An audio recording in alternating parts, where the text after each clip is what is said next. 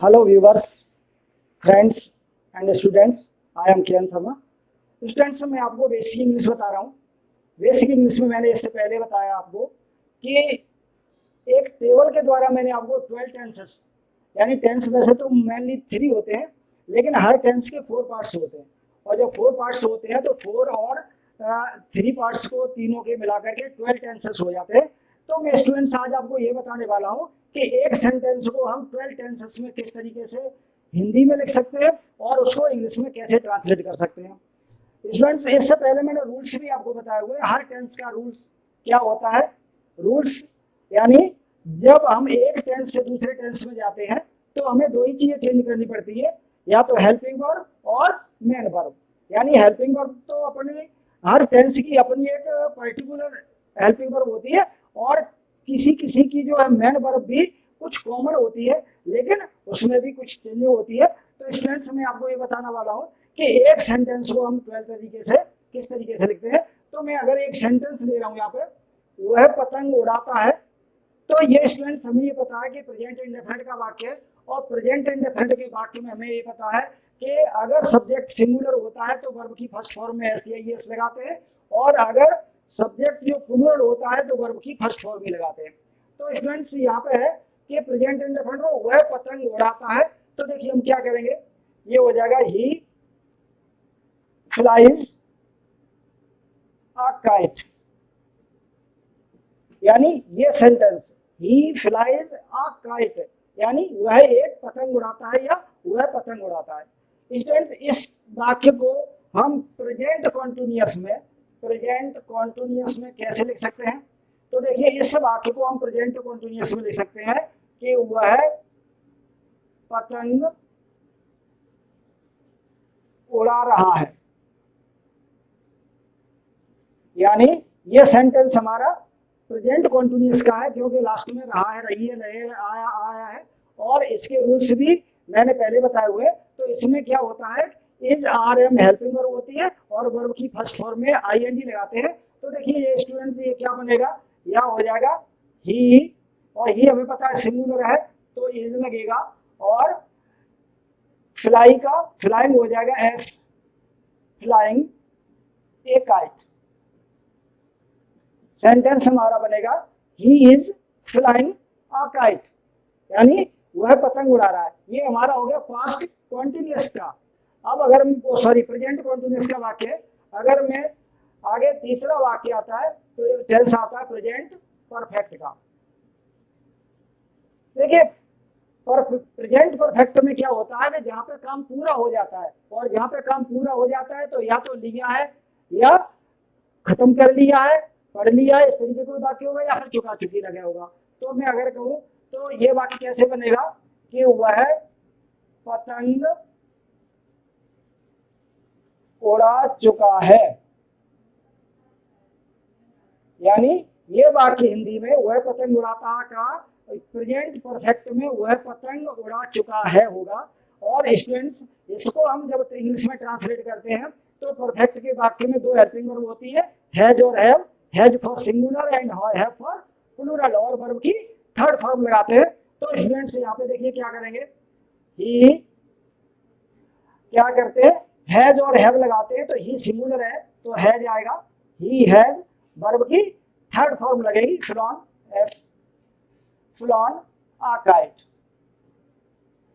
यानी he has flown A kite. इस तरीके से ये वाक्य हमारा प्रेजेंट परफेक्ट का बना हुआ है, और प्रेजेंट परफेक्ट की पहचान होती है चुका चुकी से, और प्रेजेंट की पहचान है और परफेक्ट की पहचान चुका होती है। अब स्टूडेंट्स आते हैं प्रेजेंट परफेक्ट कॉन्टिन्यूअस में। प्रेजेंट परफेक्ट कॉन्टिन्यूअस में अगर हम आते हैं तो यही वाला वाक्य प्रेजेंट परफेक्ट कॉन्टिन्यूअस हम बनेगा कि इसमें कोई से वाला समय दिया होता है, जैसे 2 बजे से, 2 घंटे से, 2 दिन से, 2 महीने से, ठीक है ना। इस तरीके से हम इसमें से वाला समय होता है। तो ये वाक्य हमारा कैसे बनेगा कि वह 2 घंटे से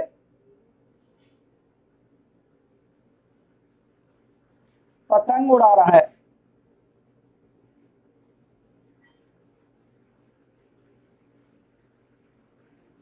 देखिए स्टूडेंट्स ये क्या है, रहा है तो इसमें भी था, और रहा है इसमें भी है।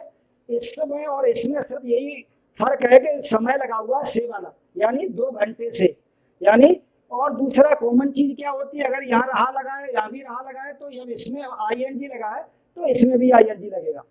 तो स्टूडेंट्स, वैसे प्रेजेंट परफेक्ट कॉन्टिन्यूअस की हेल्पिंग वर्ब होती है हैज बीन, और हैव बीन होती है has been for singular and have been for plural.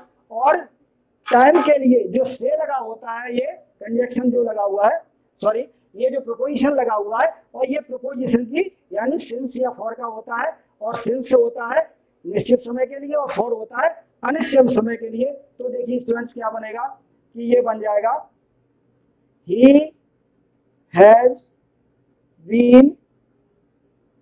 been flying a kite for 2 hours।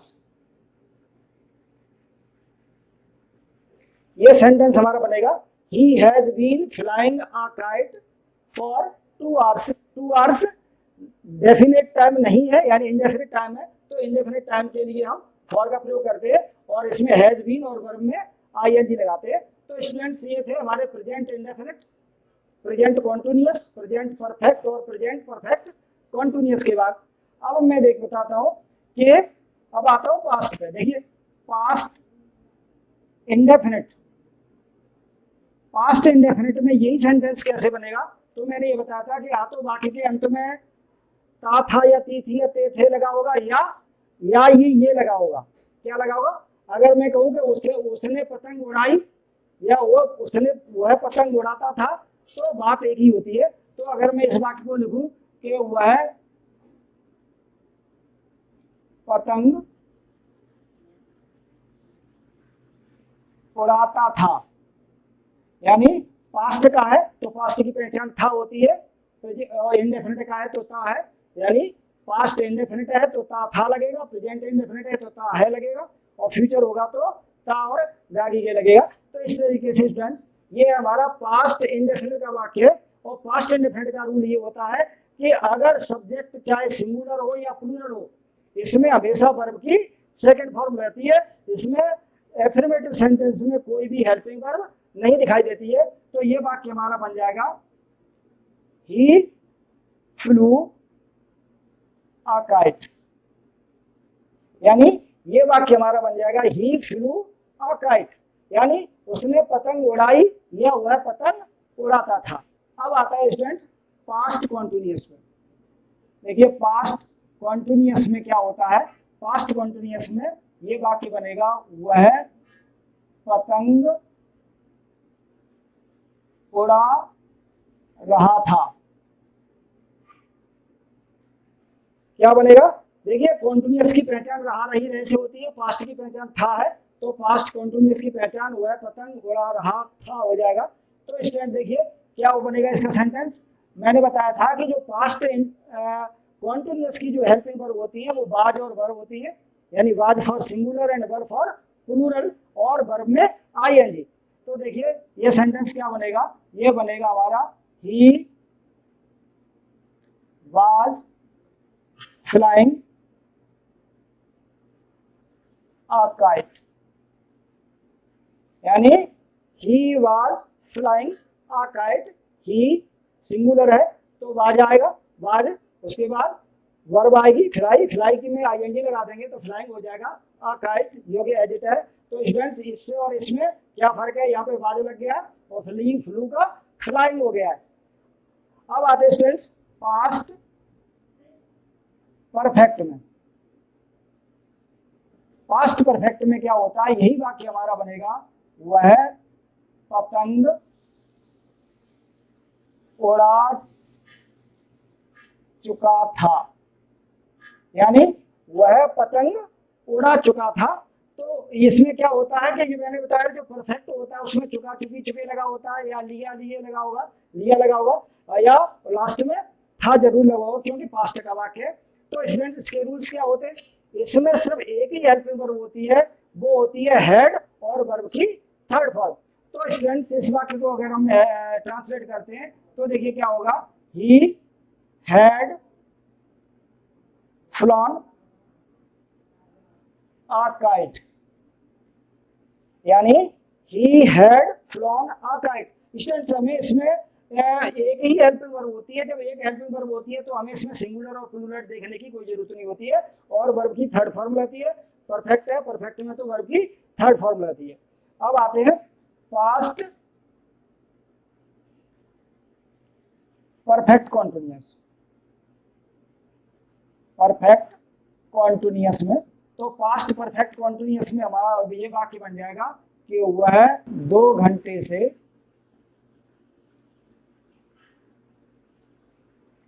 पतंग उड़ा रहा था, यानी वह 2 घंटे से पतंग उड़ा रहा था। यानी था लगा है, रहा लगा है, कॉन्टिन्यूअस भी है, परफेक्ट भी है। तो इसमें ध्यान रखिए स्टूडेंट्स, हेल्पिंग वर्ब्स अगर इसमें हेड है तो इसमें हेड बीन लगेगा, और रहा रही रही के लिए हम आईएनजी लगाते हैं तो वर्ब में आईएनजी लग जाएगा। तो स्टूडेंट्स ये सेंटेंस क्या बनेगा, ये बन जाएगा he had been flying a kite for 2 hours। ये सेंटेंस हमारा बन जाएगा कि he had been flying a kite for 2 hours। पता है स्टूडेंट्स, फॉर हमने किस लिए लगाया, क्योंकि इंडेफिनिट टाइम है, 2 घंटे कोई भी हो सकते हैं। तो यानी 8 से 10 भी हो सकते हैं, 10 से 12 भी हो सकते हैं, 12 से 2 भी हो सकते हैं, कोई भी हो सकता है टाइम। तो ये इंडेफिनिट टाइम होता है, इसलिए हम फॉर का प्रयोग करते हैं। अगर कहा जाए कि 2 बजे से उड़ा रहा है तो सिंस का प्रयोग हुआ। तो स्टूडेंट्स ये था हमारा पास्ट परफेक्ट कॉन्टिन्यूअस, ये था पास्ट इंडेफिनिट, ये पास्ट कॉन्टिन्यूअस में, ये पास्ट परफेक्ट में, और ये पास्ट परफेक्ट कॉन्टिन्यूअस में। इस तरीके से स्टूडेंट्स ये हमारे पास्ट का पार्ट जो है क्लियर होता है। अब मैं फ्यूचर पे आता हूं, तो देखिए अगर मैं इसको इरेज कर दूं, देखिए फ्यूचर इंडेफिनिट। देखिए फ्यूचर इंडेफिनिट क्या होता है, फ्यूचर का मतलब होता है जिसके वाक्य के अंत में गागी के लगाओ। अगर ये वाक्य वह पतंग उड़ाता है तो ये वाक्य फ्यूचर इंडेफिनिट में बन जाएगा वह पतंग उड़ाएगा, यह उड़ाता होगा। यह हो सकता है कि वह पतंग उड़ाएगा, यानी वह पतंग उड़ाएगा। इस तरीके से ये वाक्य हमारा, यही वाक्य जो हमारा हम शुरू से लेकर के चल रहे हैं, वही वाक्य हमारा फ्यूचर इंडेफिनिट में जाकर के बनेगा वह पतंग उड़ाएगा। अब इसमें क्या होता है, इसमें मैंने ये बताया कि विल और सेल 2 हेल्पिंग वर्ब्स होती है, वो एफर्मेटिव सेंटेंस में भी रहती है और वर्ब की फर्स्ट फॉर्म रहती है। स्टूडेंट्स यहाँ पे ये और पता होना जरूरी है कि आई और बी जो फर्स्ट पर्सन के प्रोनाउंस होते हैं, आई और बी, उनके साथ हम शेल का प्रयोग करते हैं और अदर के लिए हम विल का प्रयोग करते हैं। तो स्टूडेंट्स देखिए, यह अगर ये वाक्य हमारा, तो इसको हम कैसे ट्रांसलेट करेंगे। तो सबसे पहले हमें पता है कि ही लगा हुआ है, यानी वह लगा हुआ है, तो ही आ जाएगा।